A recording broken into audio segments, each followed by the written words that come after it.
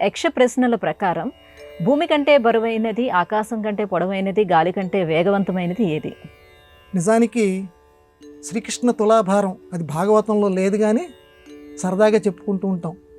శ్రీకృష్ణుణ్ణి ఒక పక్క కూర్చోబెట్టి ఆయన బరువుకి ఏది తూస్తుందంటే అందరికీ తెలిసినటువంటి కథే, రుక్మిణీదేవి తులసి ఆకు తీసుకొచ్చి అక్కడ పెట్టింది అని. అప్పుడు శ్రీకృష్ణుడు సరిపోయాడు అని చెప్పి. మరి భూదేవి అన్నిటికంటే చాలా బరువు. ఎందుకంటే ఇంతమందిని, ఇన్ని లక్షల కోట్ల జీవరాశులు అమ్మ మీద నిలబడి ఉన్నాం, మనం నివసిస్తున్నాం. మరి ఎంతో బరువుని ఆవిడ మోస్తోంది. పర్వతాలు, మనతో పాటుగా పర్వతాలు ఎన్నెన్ని ఉన్నాయమ్మ. మరి చాలా బరువైనటువంటిది భూమి. మరి భూమి కంటే బరువైంది ఏది? యక్ష ప్రశ్నల్లో ధర్మరాజుని అడుగుతాడు. తల్లి. ధర్మరాజు గారు ఇచ్చినటువంటి జవాబు, అమ్మ భూమి కంటే బరువు అయిందట. అదేంటండి, భూమి కంటే బరువు ఎలా అవుతుందమ్మా? ఇక్కడ బరువు అని అంటే బరువు బాధ్యతలు అని చెప్పి తెలుగులో ఒక మాట ఉంది, బరువుతోటి బాధ్యత అని. లోకంలో ఎన్నో భారాలు, ఒక భారం కాదు, అది మోసేటువంటి తల్లికే తెలుస్తుంది. మామూలుగా ఒక చిన్న వస్తువుని ఒక 5 నిమిషాలు, ఒక చిన్న పుస్తకమే కావచ్చు, ఒక గంట ఇలా చేతిలో పట్టుకొని ఉంటే కొద్దిసేపటి తర్వాత దాన్ని పక్కకు పెట్టబుద్దేస్తుంది. ఆ చిన్న పుస్తకం ఎంతో బరువు లేదు అసలు అది. అలాంటి పుస్తకం పక్కన పెట్టబుద్దేస్తుంది, బరువు మోయటానికి ఇష్టపడం. మరి అలాంటిది 9 నెలలు మోస్తుందే.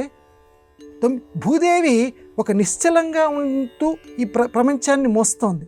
కానీ తల్లి చలనం చేస్తూ బాధ్యతల్ని మోస్తూ, ఇక్కడ చూడండి, అంటే భూమి కంటే కూడా బాధ్యతల్ని తల్లి నెరవేరుస్తోంది అక్కడ. అందుకని ధర్మరాజు గారు ఆ జవాబు చెప్పారు. ఒక బాధ్యతలను నెరవేరుస్తూ, సంచారం చేస్తూ, కుటుంబ బాధ్యతలను చూస్తూ అమ్మ ఉంటుంది కనుక అమ్మ భూమి కంటే బరువైంది. మరి ఆకాశం కంటే పొడవైంది ఏది? తండ్రి. ఆకాశం కంటే పొడవైనటువంటి వాడు తండ్రిట. ఎలాగండి? ఆకాశం చూస్తే మనకు చాలా ఉన్నతంగా కనిపిస్తుంది, చాలా ఎత్తుగా కనిపిస్తుంది. తండ్రి కూడా ఆ ఉన్నతత్వం కంటే ఉన్నతమైనటువంటి వాడు. తండ్రిని అందుకే ఆ రకంగా గౌరవించమంది నాన్నగారిని. ఎందుకనంటే తండ్రి, తల్లి కంటే కూడా తండ్రి పుట్టినటువంటి సంతానాన్ని ఇలా భుజాల మీద ఎత్తుకుంటాడు చిన్నతనంలో. ఎందుకని ఎత్తుకుంటే ఇలాగ అటుకాలు ఇటుకాలు వేసేసి నాన్న నాన్న అని తిప్పుతూ ఉంటాడు అటు ఇటు. అంటే తనకంటే కూడా కొడుకు కొంచెం ఎత్తుగా ఎదగాలి అని చెప్పి. కాబట్టి నీ చేతుల్లో, ఎందుకంటే పుత్రాదిచ్చేత్ పరాజయం అని సంప్రదాయంలో ఒక మాట ఉంది. తండ్రి ఎవరి చేతుల్లోనూ ఓడిపోవాలని కోరుకోడు, కానీ కుమారుడి చేతుల్లో ఓడిపోవాలని కోరుకుంటాట.